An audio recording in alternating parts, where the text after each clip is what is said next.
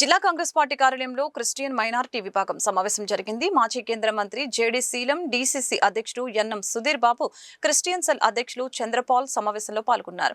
దళిత క్రైస్తవులకు ఎస్సీ హోదా కల్పించే అంశంపై సుదీర్ఘంగా నేతలు చర్చించారు. సమావేశం ముగిసిన అనంతరం జేడీ శీలం మీడియాతో మాట్లాడారు. దేశంలో ఇప్పటికే సిక్కులు, బౌద్ధులు రిజర్వేషన్ సాధించుకోగలిగారని చెప్పారు. దళిత క్రైస్తవులకు రిజర్వేషన్ కల్పించేందుకు పార్లమెంట్లో అనేక దఫాలుగా చర్చించడం జరిగిందని వివరించారు. మతం మారినంత మాత్రాన కులం మారదని స్పష్టం చేశారు. దళిత క్రైస్తవులకు ఎస్సీ హోదా సాధించేందుకు సమిష్టిగా పనిచేయాలని పిలుపునిచ్చారు. అదేవిధంగా క్రైస్తవులపై జరుగుతున్న దాడుల్ని ఆపాలని డిమాండ్ చేశారు. ఏం చేస్తుంది ఆర్థిక భారం పడకూడదు, ఇప్పుడే పరిస్థితి బాగాలేదు. ఇంకా రాష్ట్ర ప్రభుత్వం కేటాయించాలంటే కేటాయించలేరు. ఈ స్కీమ్ క్రిస్టియన్ విభాగం ముఖ్యమైనటువంటి వాళ్ళని పిలుచుకొని క్రిస్టియన్స్ ఇష్యూస్ మీద చర్చ జరిగింది. ఒకటేమిటంటే దళిత క్రైస్తవులకు దళితుల హోదా ఎప్పటి నుంచో కావాలి అని 75 సంవత్సరాల నుంచి కూడా పోరాటాలు జరుగుతూ ఉన్నాయి. 1956లో సిక్కులు అది సాధించుకోగలిగారు. 1990లో బౌద్ధులు ఆ స్టేటస్ సాధించుకోగలిగారు. ఇంకా 95లో పివి నరసింహారావు గారు ప్రధానమంత్రిగా ఉన్నప్పుడు క్యాబినెట్లోకి వెళ్ళింది. కానీ ఆ రోజు చర్చ క్యాబినెట్లో డిస్కషన్ అయిపోయింది. ఆల్ పార్టీ మీటింగ్లో కూడా ఒప్పుకున్నారు. బీజేపీ వారు కూడా ఒప్పుకున్నారు. బీజేపీ వారు దళిత క్రైస్తవులకు మాకేం అభ్యంతరం లేదు, కానీ దళిత ముస్లిమ్స్కి మేము కొంచెం మాకు డౌట్ ఉంది అని చెప్పి అప్పుడు 95, 96లో ఉన్నటువంటి దళిత క్రైస్తవులే మెయిన్గా. సో తర్వాత ముస్లిమ్స్ని కూడా చేర్చడం జరిగింది. సో అన్ని పార్టీలు ఒప్పుకొని ఆ రోజు ఐ థింక్ 12th మార్చ్ 1996 ఆ రోజు 10:30కి ఆల్ పార్టీ మీటింగ్ జరిగింది. ఇంకా ఫైనల్గా ఒక అరగంట చర్చ జరిపి ఓటింగ్ పెట్టేసి రాజ్యాంగ సవరణ జరగాలి. అది 2/3 మెజారిటీ కావాలి. అన్ని పార్టీలు ఒప్పుకున్నాయి కాబట్టి సరిపోతాయని చెప్పి, బట్ ఎవరో ఒక ఆయన లేచి 11 గంటలకి జైన్ హవాలా, అప్పుడు పివి నరసింహారావు గారి వ్యతిరేకంగా జైన్ హవాలా నడిచింది. ఆ టాపిక్ ఎత్తి మధ్యాహ్నం వరకు హౌస్ నడవనీలా. నేనున్నా అక్కడ ఆఫీసర్గా ఉన్నప్పుడు, నేను PS2 వెల్ఫేర్ మినిస్టర్. ఇదే సబ్జెక్టు మేమే చూసాం. నేనే అందరినీ పోగు చేసి అన్ని పార్టీల వాళ్ళని, తర్వాత బిషప్ని, పాస్టర్ని అందరినీ పోగు చేసి ఒక అంగీకారాన్ని తీసుకొచ్చాము 96లో. తర్వాత మధ్యాహ్నం 1992లో మీరు బౌద్ధ అది బాబ్రీ మసీద్ యుద్ధం చేశారని కొంతమంది లేచారు. హాఫ్ డే అది కూడా పోయింది. ఆ రోజు అరగంట కనుక చర్చ జరిగినట్టయితే అది సిక్కులతో పాటు బౌద్ధులతో పాటు క్రైస్తవులకు కూడా అది అవకాశం దక్కేదే. చాలా బాధాకరం. అప్పటి నుండి మళ్ళా దేవగౌడ గవర్నమెంట్ వచ్చినప్పుడు కూడా ట్రై చేశాం. దేవగౌడ గవర్నమెంట్లో చర్చికి క్యాబినెట్లో నాకు తర్వాత పాస్వాన్ గారు, రామ్విలాస్ పాస్వాన్ గారు చెప్పారు. చర్చ జరిగింది. ఐ థింక్ కొత్త అప్పుడు నరసింహరావు గారి గవర్నమెంట్ అయిన తర్వాత దేవగౌడ గవర్నమెంట్ గారు వచ్చినప్పుడు జూలై నెలలో, జూను జూలై అనుకుంటా ఆ టైంలో జరిగితే సొసై అని కేసు జరిగింది సుప్రీంకోర్టులో 84లో. సుప్రీంకోర్టులో ఒక జడ్జిమెంట్లో ఏమొచ్చిందంటే, క్రైస్తవత్వం తీసుకున్న తర్వాత కూడా, మతం మారిన తర్వాత కూడా వివక్ష కనుక కంటిన్యూ అయితే చేయొచ్చు, కానీ ఆన్ ద డే మా దగ్గర ఎంపిరికల్ ఎవిడెన్స్ లేదు.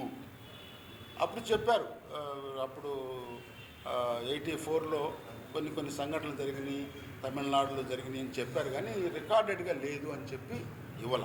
చర్చి పెద్దలందరినీ పిలుచుకొని ఈరోజు సమావేశం జరిపాము. క్రైస్తవుల మీద జరుగుతున్న దాడుల గురించి, దానికి ఒక పరిష్కార మార్గము.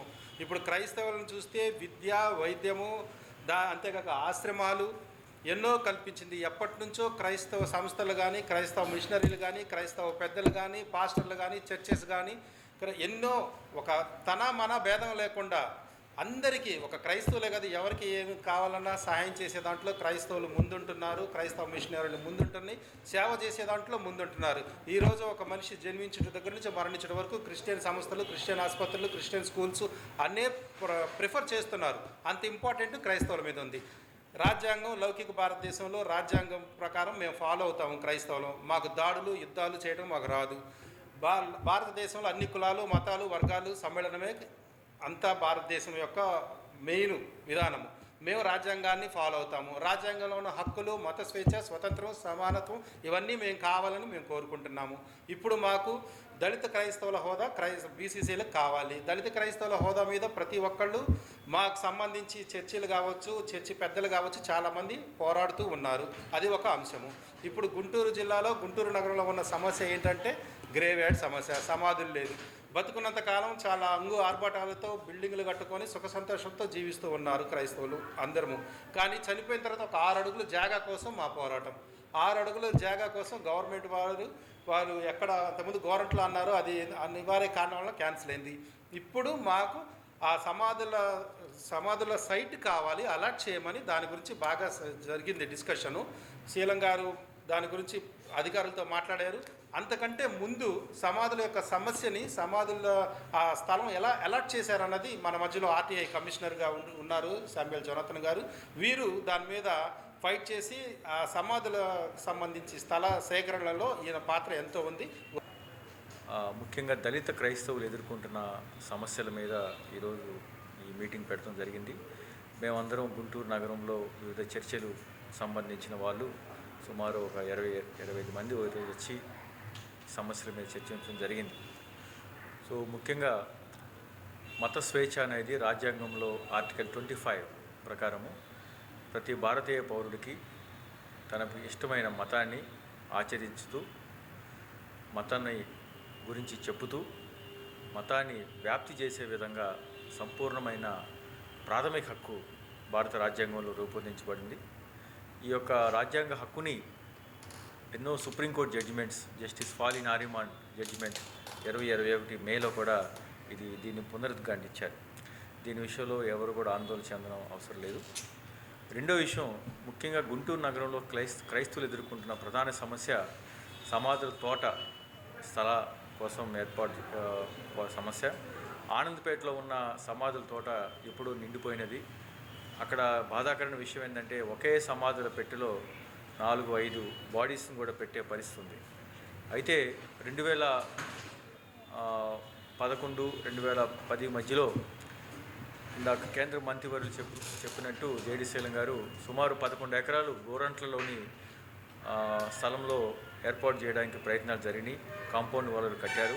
అయితే కొంత స్థానికులు అక్కడ స్థలాల విలువలు బాగా పెరగడంతో దాని మీద హైకోర్టుకు వెళ్ళి అది దాని అట్లాగా పెట్టారు. అయితే స్థలం కూడా ఇప్పుడు కూడా కొంత స్థలం ప్రభుత్వ ఆధీనంలో ఉంది. మరి 2017లో పూర్వ కలెక్టర్ శ్రీ కోన శశిధర్ ఐఏఎస్ గారు 2017 ఆగస్టు సెప్టెంబర్ నెలలో పుత్తూరు గ్రామంలోని సర్వే నంబర్ 529, 530, 531లో 16 ఎకరాల 53 సెంట్లని ప్రభుత్వ పోరంబోకు స్థలాన్ని ఈ సమాధుల తోట కోసం కేటాయించడం జరిగింది. ఆ కలెక్టర్ గారు ఇచ్చిన ప్రొసీడింగ్స్లో ఈ 16 ఎకరాల 53 సెంట్లు మున్సిపాలిటీకి బదలాయిస్తూ ఆయన ఉత్తర్వులు ఇచ్చారు. సో ఇప్పుడు స్థలము ప్రభుత్వ స్థలము మున్సిపల్ కార్పొరేషన్ పరిధిలో ఉన్న పుత్తూరు గ్రామంలోని ఉంది. అయితే అక్కడ ఖాళీ స్థలం ఉండడంతో కొంతమంది గత ప్రభుత్వంలోనూ ఇప్పుడు ప్రభుత్వంలోనూ మట్టిని యథేచ్ఛగా తవ్వకాలు సాగిస్తూ అక్కడ పెద్ద పెద్ద గుంటలు ఏర్పడినాయి. ఆ 16 ఎకరాల 53 సెంట్లో సుమారు 5 ఎకరాలు గుంటలు తవ్వేసి ఉన్నారు. ఇది మా దృష్టికి వచ్చినప్పుడు మేము అధికారులని అడిగాము. ఇప్పుడు ఈ మీటింగ్ తర్వాత కూడా గౌరవ ప్రతిపాడు ఎమ్మెల్యే బూర్ల రామాంజనేయ గారితో మాట్లాడటం జరిగింది.